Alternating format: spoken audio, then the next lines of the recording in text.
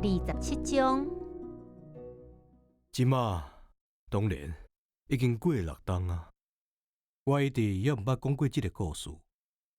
朋友搁再记着我，拢真欢喜看到我也活咧。我迄当时真伤心，毋过我甲因讲，是因为收忝啊。即马我感觉小可较宽心啊。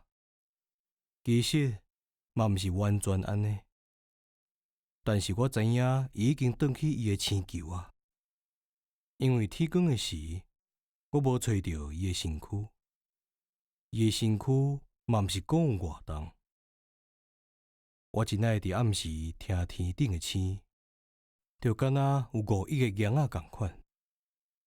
毋过，互咱料想袂到的代志，就安尼来发生啊！我画互小王子的喙暗，袂记哩佮加一条皮带，伊永远无法度甲迄个喙暗弄伫羊仔喙顶悬。所以我真想要知影，伫伊的星球发生过啥物代志？无的确，羊仔早就甲伊的火食掉啊！有时阵我家己会想讲，则袂咧。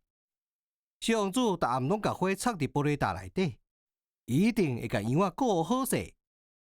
安尼想，我就欢喜啊！所有的星拢咧微微啊笑。有当时啊，我家己会想讲，咱若是一摆无注意，代志就大条啊！伊若一暗袂记咧玻璃罩，也是羊仔无声无息趁暗时来走出去。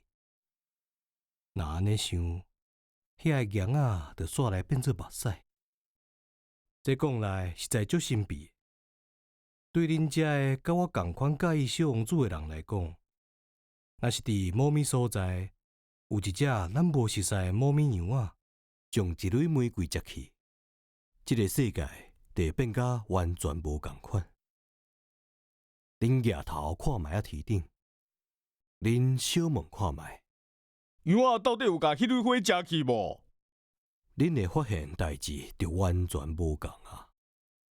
无倒一个大人会当了解这件代志有偌尔重要。